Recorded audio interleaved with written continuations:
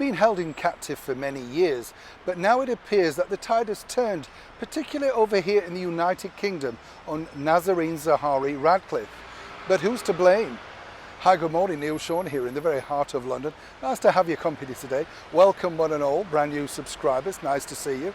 Now, this particular story you really cannot be affected by, because if you think about it, just over a week ago now, nearly coming up, this was great news, wasn't it? We had our Foreign Secretary all over the national television telling us that release was imminent, and it was great news. Now, I've met Miss Radcliffe's husband, Richard, on a number of occasions. He's come to our studio to do various reports, and he's done a sterling job. Let's be honest, he's kept her name in the news and did a lot to secure her release.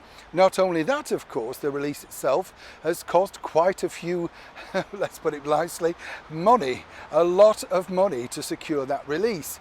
So you can imagine exactly how the British public have now been left with a very bitter taste in their mouth following that ill-advised press conference by Miss Radcliffe upon her release, and here's the reason why. As you noticed, she came onto the stage, and very nicely, she was dressed in the colours of Ukraine, very supportive indeed. But as one commentator pointed out when we were in the press room, she didn't look exactly like she'd been ill-treated, and I'm not suggesting she was in any shape or form. But what was interesting was, she looked well nourished, her hair looked in very good condition, and that really wasn't the sort of narrative that we were given along the way. And we were just thrilled that she'd been returned back to full health, and of course her family. She decided to take to the stand herself and speak at her press conference. This was possibly the most ill-advised thing she could have done, because while her husband, of course, was very gracious, thanked those concerned in helping his wife to return back to the United Kingdom. But moving forward, what went wrong?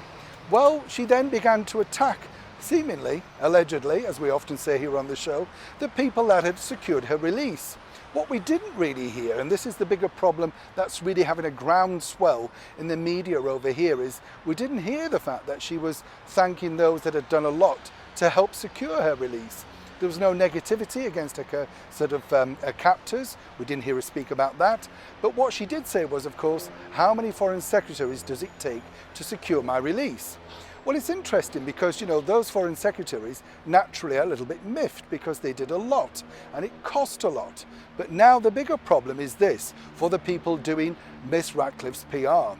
As one could imagine, there would have been a lucrative book deal, possibly a TV drama, a TV documentary, and no doubt speaking tours. This will be very lucrative in some shape or form.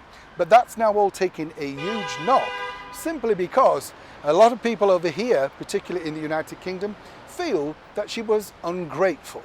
And because of that ungratefulness, I see that this will have a major knock-on effect for all the projects that she had hoped, or at least her team around her had hoped, the very expensive team I might point out, to make lots of money. Moving forward, even if she apologises at this stage, I truly believe the damage has been done, and more importantly for her, how she makes the next step back is going to be vital in trying to regroup popular public opinion here in the United Kingdom. As ever, I'd love to know what you think to this particular story in the comments below. Was she right to hit out? Or indeed, should she have just been a little bit more courteous and a little bit more grateful for what she's received? Neil Sean in the very heart of London.